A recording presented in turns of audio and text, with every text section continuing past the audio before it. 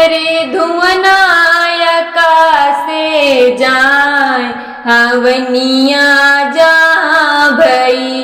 अरे धुवनायका से जाए हवनिया जहाँ भई। कोटि कोटि के देवता आए, नवग्रह संग में दिशा पूजाए। कोटि कोटि के देवता आए, नवग्रह संग में दिशा पूजाए।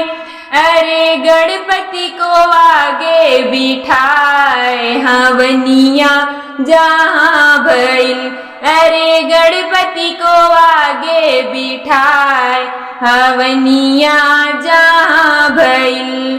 अरे धुवनायका से जाए हवनिया जहाँ भइल।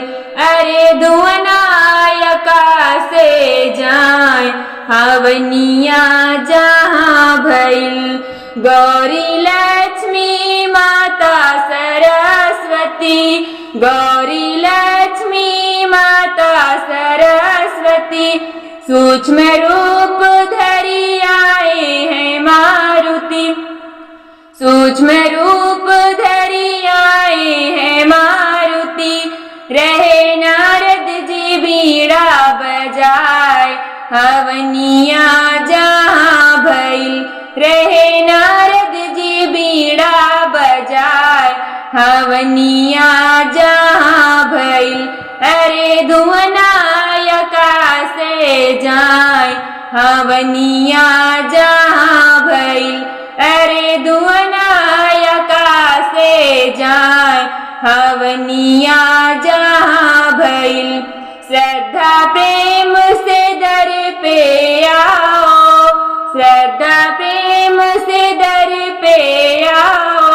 लो प्रसाद जयकारे लगाओ, लो प्रसाद जयकारे लगाओ। अरे जन्म सफल होई जाए हवनिया जहाँ भइल। अरे जन्म सुफल होई जाए हवनिया जहाँ भइल। अरे धुवनायका से जाए हवनिया जहाँ भइल।